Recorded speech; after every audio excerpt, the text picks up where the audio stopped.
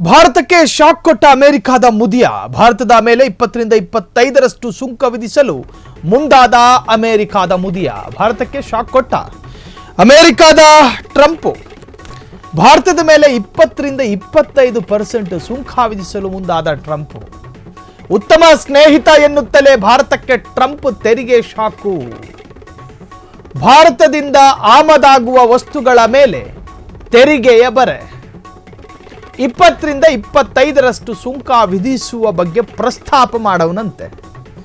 ಆದರೆ ಈ ಪ್ರಸ್ತಾಪ ಇನ್ನೂ ಫೈನಲ್ ಆಗಿಲ್ಲ. ಪಹಲ್ಗಾಮ್ ದಾಳಿಯ ಸಂದರ್ಭ ಭಾರತ ಮತ್ತು ಪಾಕಿಸ್ತಾನದ ನಡುವೆ ಕದನ ವಿರಾಮ ಘೋಷಣೆ ಮಾಡಿದ್ದು ಅಂತ ಹೇಳಿ ದಿನಕ್ಕೆ 40 ಬಾರಿ ಓದೋದ ಕಡೆ ಹೇಳ್ಕೊಂಡು ಬಂದ.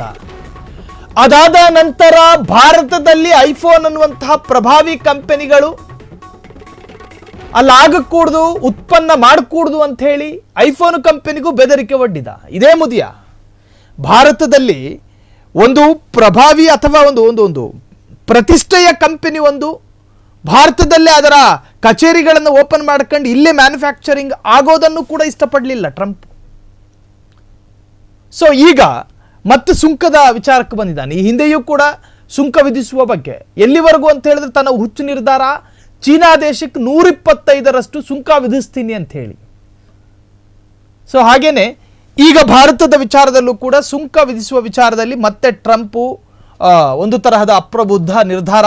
ಉತ್ತಮ ಸ್ನೇಹಿತ ಎನ್ನುತ್ತಲೇ ಭಾರತಕ್ಕೆ ಟ್ರಂಪ್ ತೆರಿಗೆಯ ಶಾಕ್ ಕೊಟ್ಟಿದ್ದಾರೆ. ಭಾರತದಿಂದ ಆಮದಾಗುವ ವಸ್ತುಗಳ ಮೇಲೆ ತೆರಿಗೆಯ ಬರೆ 20-25ರಷ್ಟು ಸುಂಕ ವಿಧಿಸುವ ಬಗ್ಗೆ ಪ್ರಸ್ತಾಪ. ಆದರೆ ಈ ಪ್ರಸ್ತಾಪ ಇನ್ನೂ ಕೂಡ ಫೈನಲ್ ಆಗಿಲ್ಲ. ಒಂದು ವೇಳೆ 25ರಷ್ಟು ಸುಂಕ ವಿಧಿಸಿದರೆ ಭಾರತದ ರಫ್ತಿಗೆ ಒಂದು ತರಹದ ಹೊಡೆತ ಬಿದ್ದಂಗಾಗುತ್ತೆ ಎನ್ನುವಂತಹದ್ದು ಈಗಾಗಲೇ ಜಾಗತಿಕವಾಗಿ ಚರ್ಚೆ ಆಗ್ತಾ ಇರ್ತಕ್ಕಂಥ ವಿಚಾರ.